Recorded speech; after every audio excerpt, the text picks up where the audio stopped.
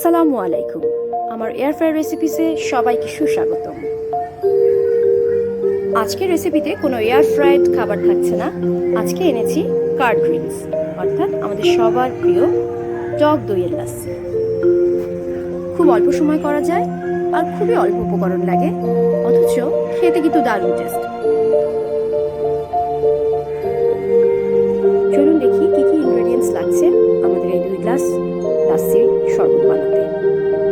প্রথমেই লাগছে 2 টেবিল চামচ পরিমাণ গুঁড়ো দুধ, 2.5 টেবিল চামচ পরিমাণ চিনি, 1 কাপ টক দই আর 1.5 কাপ পরিমাণ পানি।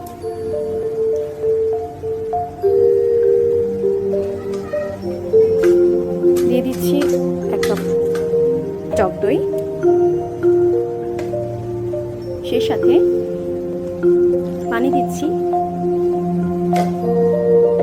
1.5 কাপ পরিমাণ। এখানে আমি কোনো রকম বরফ ব্যবহার করিনি। যদি কেউ বরফ ব্যবহার করতে চান তাহলে 1.5 কাপ পানির বদলে 1 কাপ পানি দেবেন আর বাকিটা বরফ। এরপর দিয়ে দিচ্ছি চিনি আর গুঁড়ো দুধ। এখন মাত্র 30 সেকেন্ডের ব্যাপার।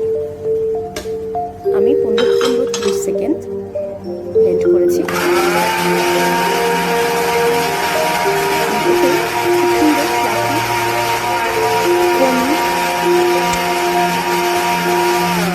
মাত্র 30 সেকেন্ডে আমার টক দইয়ের শরবত রেডি।